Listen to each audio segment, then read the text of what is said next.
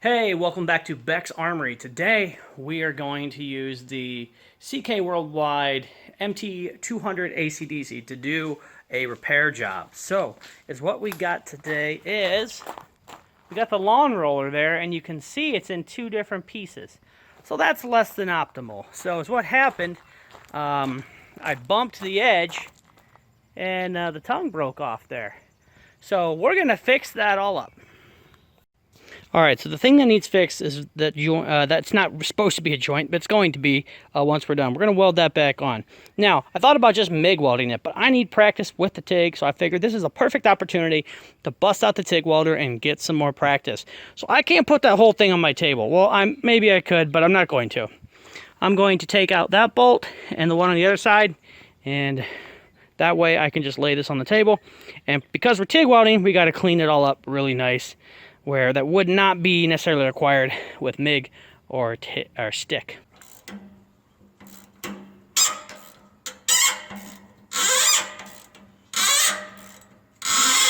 Doesn't sound good.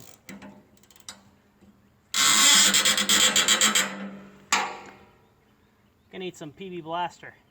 Alright, I'm gonna use a little bit of this stuff. It works really, really well. If I can find an Amazon link, I'll put it in the description of this video, so check that out. If I can't find a link, then I guess I won't put it anywhere, but you can get it anywhere. All your local spots have it. Like Advanced Auto, Napa. So, I'm going to go ahead and thread that bolt back on a little bit, so that way I can spray some. Otherwise, it's still going to be dry and tight until it gets on top of the spot that I just sprayed.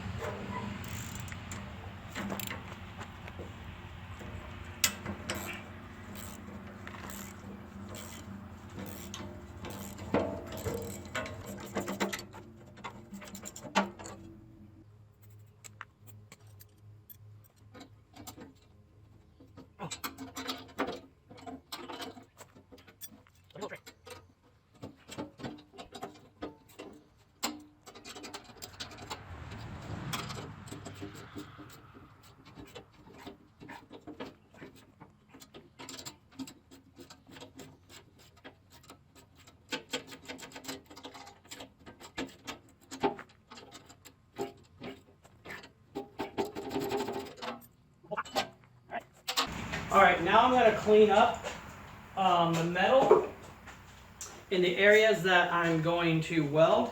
That's just gonna, for TIG welding, that's really important.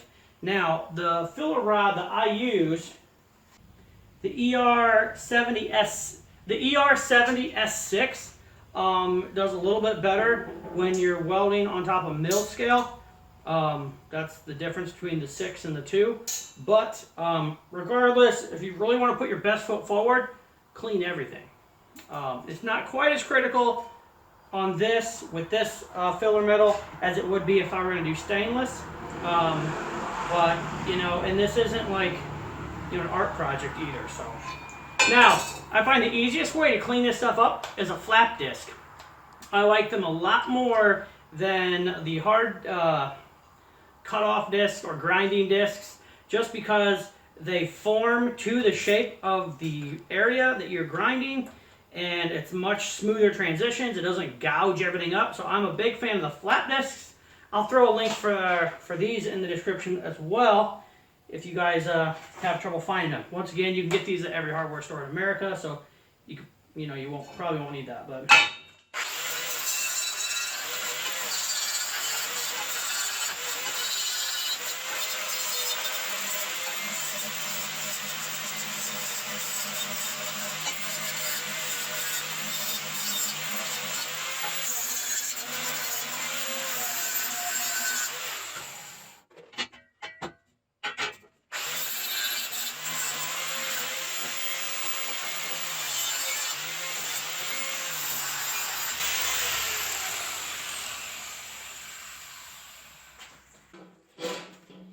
Alright, so I'm not a professional TIG welder, but I've been MIG welding for about, I don't know, 15 to 20 years. So I'm familiar with welding. I'm fairly new to TIG welding, but a lot of principles apply.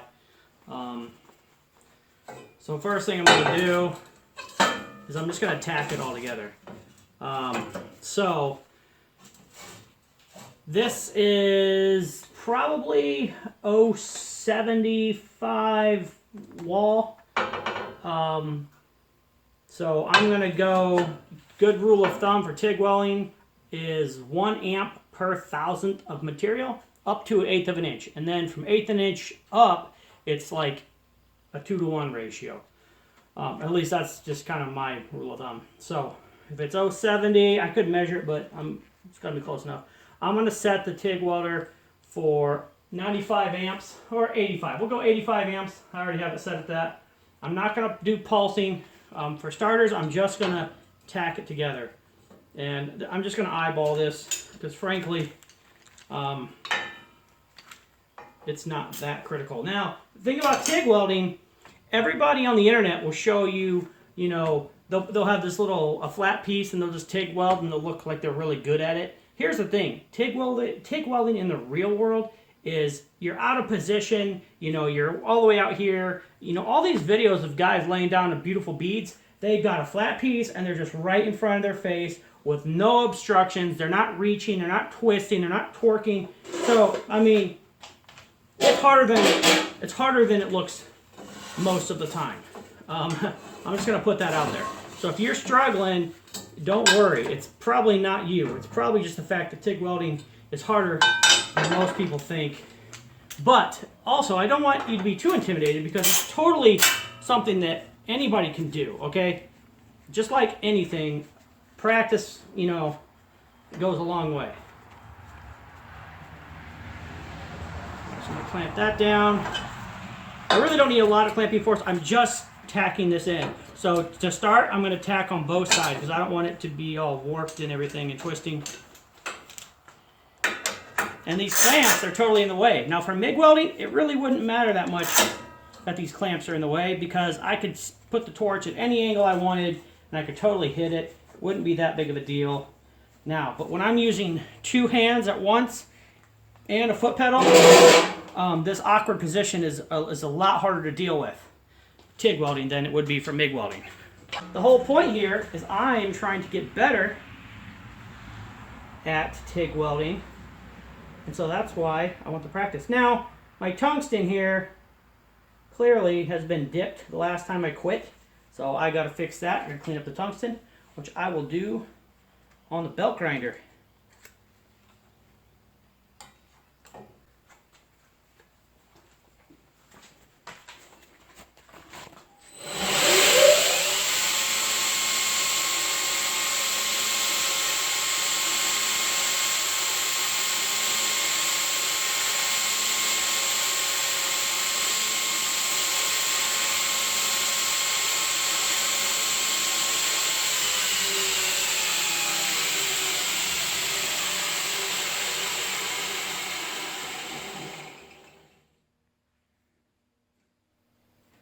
So there you go. Got a nice grind there.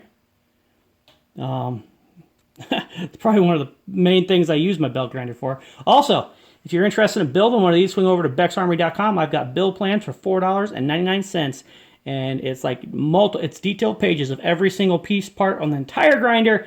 You can build that for yourself using simple tools like a tape measure, drill press, that kind of stuff.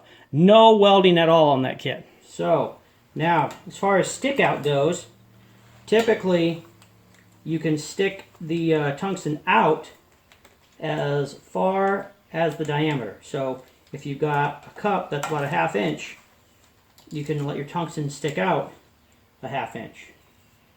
Alright, so if you want a lot of stick out, like you want to be able to really stick your tungsten out to get into a really awkward position, then you need a bigger cup because you have to shield that entire area. So typically whatever the diameter is, that's how far out you can stick it. Well, that's the maximum. suggested amount. All right, so we're hot there. The gas is on. We're going to be, of course, it's going to be DC welding because we're doing mild steel here. So I'm going to try to tack it on both sides. And this is like in a really awkward position. But thanks, one thing that helps is I got this flex head torch. So you can just kind of get whatever angle you need. I really love that torch for that reason. So I'm going to be like pointing this at myself, which is a little complicated for me.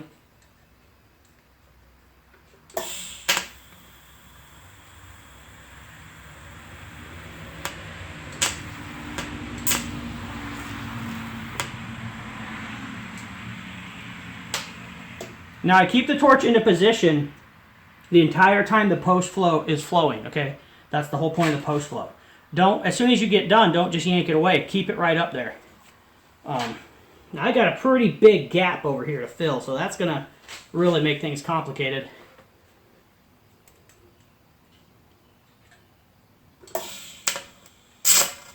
You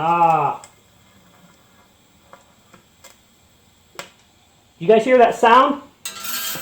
I was in a weird position, but you hear that popping and crackling? That was me dipping the tungsten. So what am I going to do? I got to go grind it again. I'm not going to show you this time since I already showed you the first time. So now that I got it tacked pretty well, I'm going to take this clamp off, get it out of my way. Frankly, this piece of equipment has been fixed so many times. There's zero cosmetic value to it being perfect. It just has to work, okay? This thing is probably as old as me, this roller.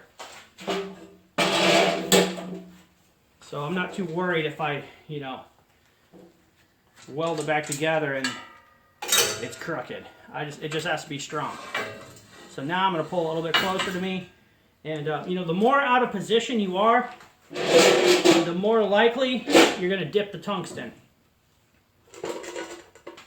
That's just something to keep in mind. So now I'm still way out of position. I'll try to go across here. Now, is what I like to do before I start welding, I'll hold my torch and I'll put it in position and I'll move across the full joint. If I can't get across there in good action, then I'm not going to start welding, right? Otherwise, I'm going to start welding and I'm like, oh, I'm going to run into something with my hand or I'm like bind up. So do like a, I don't know, like a trial pass, you know, kind of see, oh, can I reach it? Is that comfortable? If it is, then you're good to go.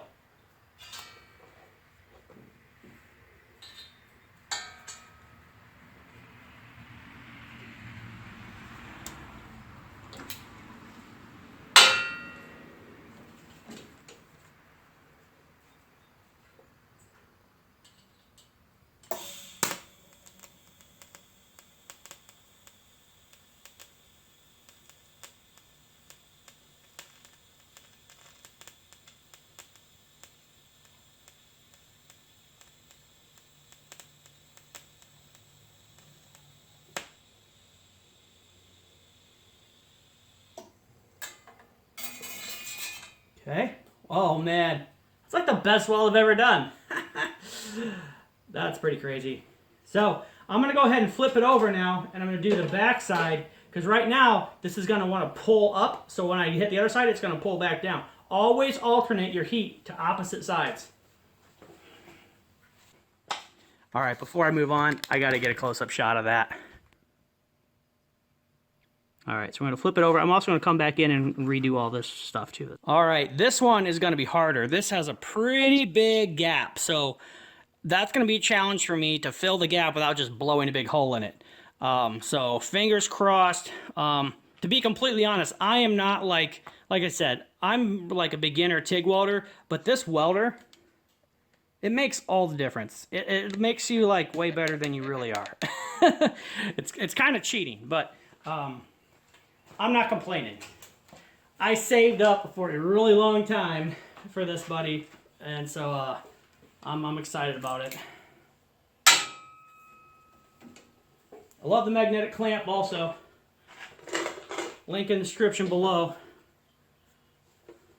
Okay, so I'm going to get here, And I'm gonna, can I hit it? Oh, that's kind of awkward. What about there? Oh, that's perfect. Okay, so now I'm got that position. Get my feet, hand in position. Just kind of think through it. All right, here we go.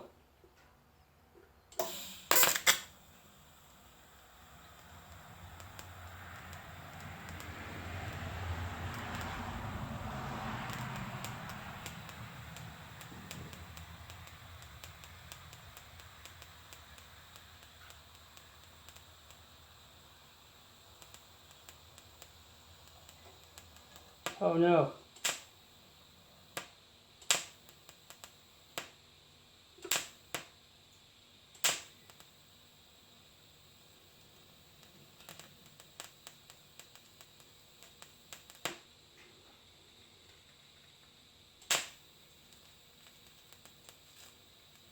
Did you use all the stakes for that black stuff, or? Hold on. All right, so that side's pretty good. The sides, these are gonna be a lot harder to do. So we'll set up and we'll hit those. All right, so this is gonna be tough. Once again, I'm at some weird angle. Oh.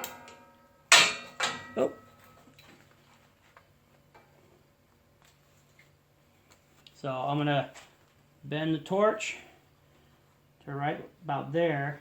And see now when I go, the torch wants to pull away at the end just because of where my hand is. And I have to completely bend my wrist backwards to try to get this.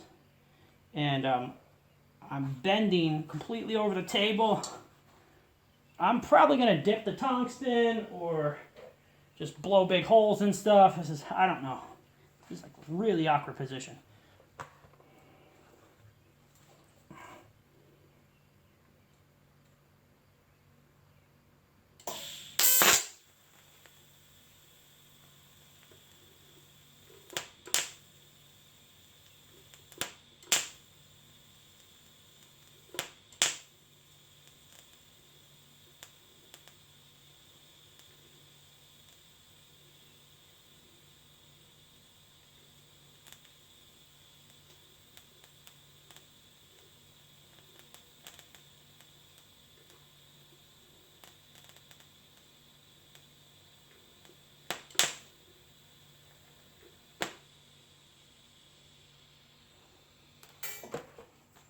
All right, I'm gonna lay a second bead down.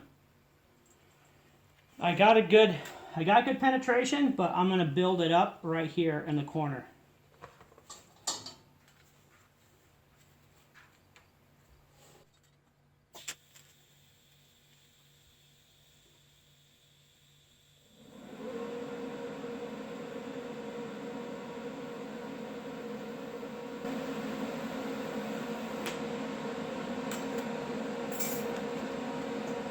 So there already was a weld bead there from the factory. So all I didn't use any filler that time because this is really super thick and this is really thin.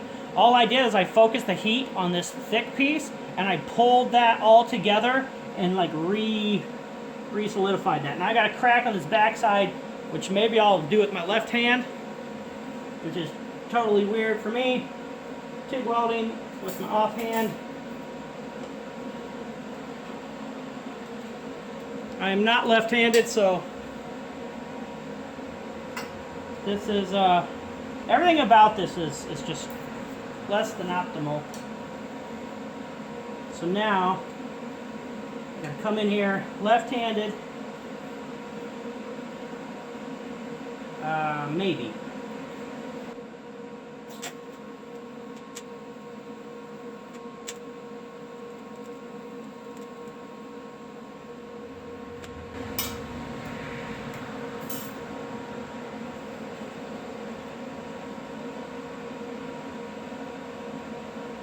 Okay.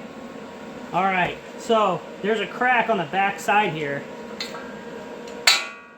but that's yeah. This full thing is cracked all the way across.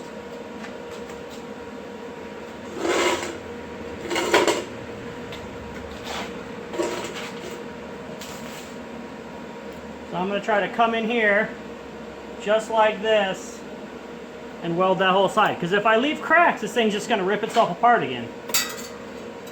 Can't leave any cracks. Oh.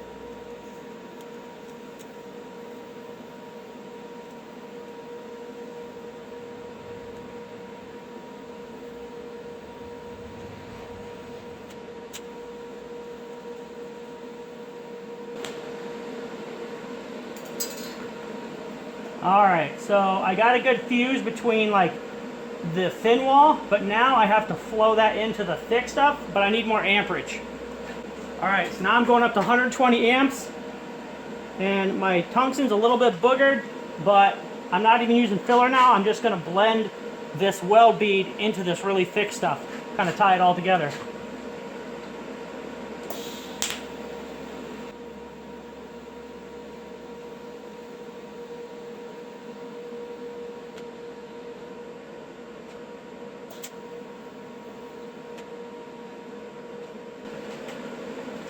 Alright, now we got to flip it over and do the other side.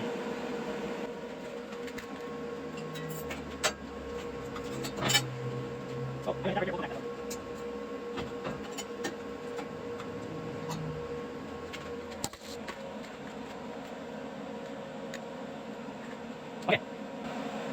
Alright, you can see that's a big gap, so that's going to be a bit of a challenge. So I got to fill the gap and weld it shut.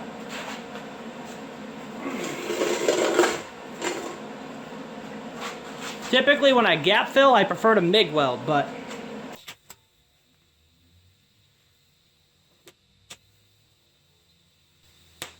alright, I gotta fix the tungsten. My arc's going all over the place. And with a big gap like this, I'm using what they call a lay wire technique, where I just lay the wire in the gap and just kind of melt it in place.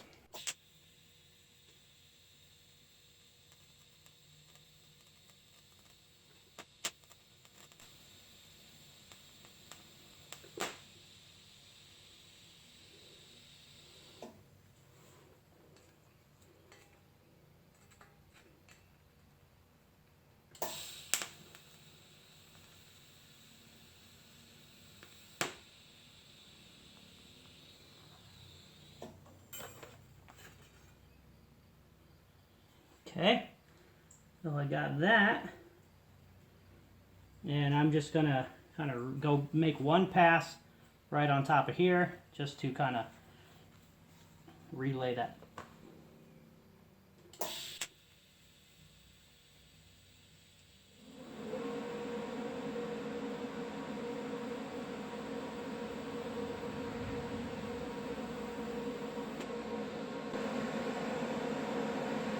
So if anything, I'm kind of annealing the whole area, because what happened, the constant flexing, it work hardened and it all cracked.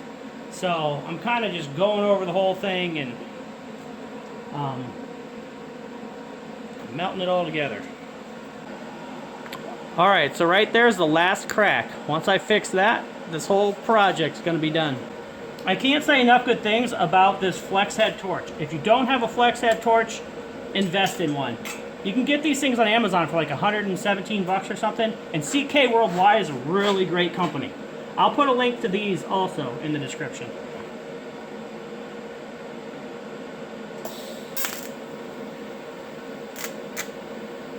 Well, you heard it.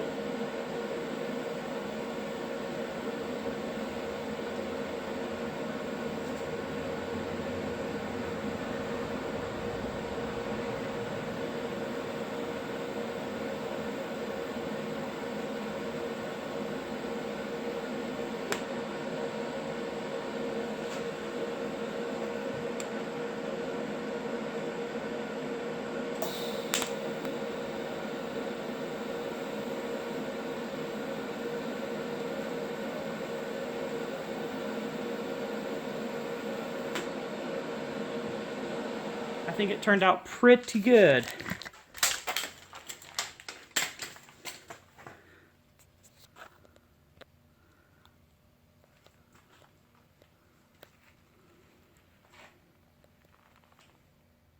So we got it all welded up. on all sides. It's getting kind of dark out, so it's a little bit grainy, hard to see. But overall,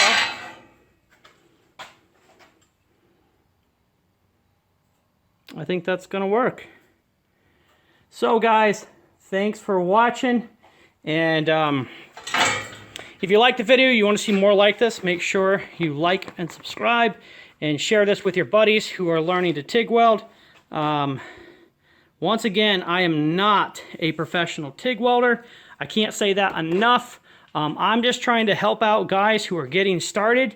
At some point, I'm going to teach you everything I can, and you're going to need to go to a professional channel to learn the rest. But I'm just going to pass on what I know. Also, make sure you can see. This is a pretty cheap helmet. I think I got it at Menards. I don't know what brand it is. Oh yeah, Performax. Can't see the label because everything's in the way, but yeah, I got this from Menards for like $60, and you know what? It was worth every penny. Someday I want to get one of those nice, you know, $350 Lincoln ones or $400 Lincoln ones. But for now, make sure you can see. If you can't see what you're welding, you're never going to do a good job. So don't tie your hands behind your back with a subpar helmet. Make sure you can see. And the auto dimming ones are really great. So anyways, that's all I got. Thanks for watching, guys.